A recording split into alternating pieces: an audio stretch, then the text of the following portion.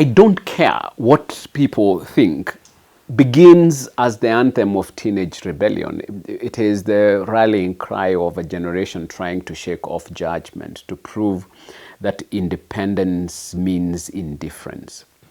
But too many of us never outgrew it. We carried that adolescent defiance into adulthood, mistaking stubbornness for strength.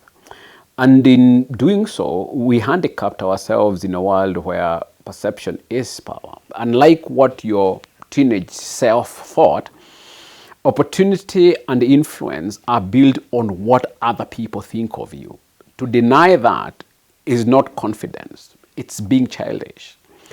As teenagers, it makes sense to rebel against other people's opinions. Adolescence is the season of self-definition. You are learning who you are apart from your parents, your teachers, and your peers. The social gaze feels oppressive, even suffocating, so you reject it. You say you don't care what people think, and for a moment, that rebellion feels like liberation. But maturity requires the opposite. Growing up means realizing that while you shouldn't be enslaved by other people's approval, you also can't be blind to how you are perceived. Because in adult life, perception is the medium through which your value travels. Sociologists have long observed this.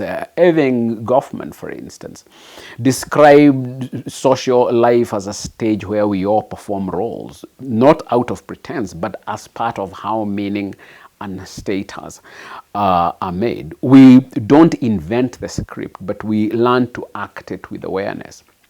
When you walk into a classroom, a workplace, or even a friend's group, the way people read you determines your space within that system. Dismissing that as not caring what people think doesn't make you free.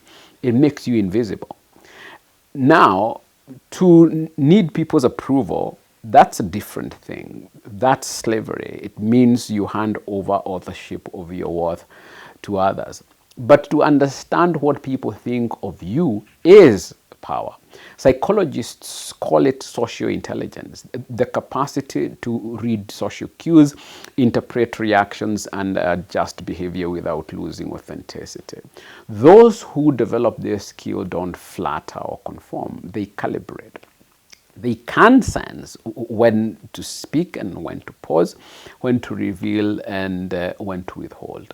This isn't manipulation, it's understanding human systems. Power, especially in modern life, is perceptual currency. You can have talent, truth, even genius, but if people don't perceive it, it's as good as hidden.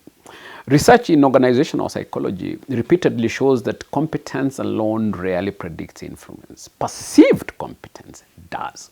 People advance not only because of what they do, but because of how others see what they do. What other people think is the lens through which your worth is revealed.